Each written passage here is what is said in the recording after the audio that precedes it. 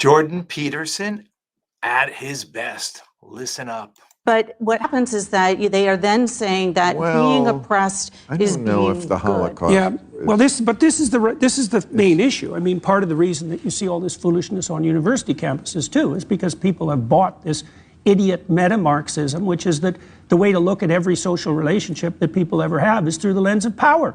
And that is, we can put that squarely at the feet of the universities, as far as I'm concerned, is, marriage is a patriarchal institution, and business is nothing but oppression, and you have to view every single situation that emerged historically as oppressor versus oppressed. And then once you get that, which you can get in about 2 minutes if you sit in a course that teaches that sort of thing, you have a lens to moralize about the whole world through.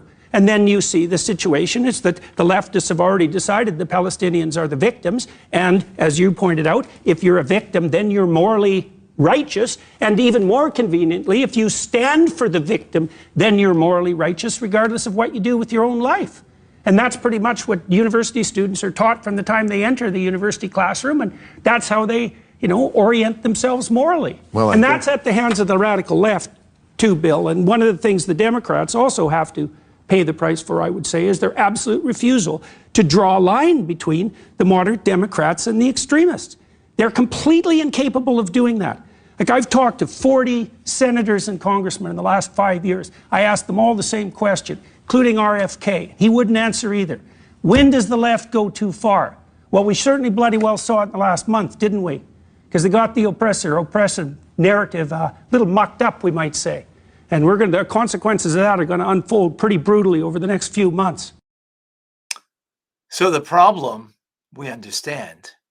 If a relationship and social relationships are all about power, then it's an unhealthy relationship. But what is healthy relationships? What is a good social construct? How about a reciprocal one? Well, my wife and I, sometimes I'm the provider. I provide a certain security for her. But then she provides for me a beautiful home, warmth, lovingness in a home. The human condition is that we all need to be givers and takers. Sometimes we are a recipient in the relationship, and sometimes we give in the relationship. But if it's reciprocal, and there's that give and take, that will become a healthy relationship and won't be a power struggle, because everybody will recognize that they have something to provide and at the same time to know how to be a healthy taker in the relationship.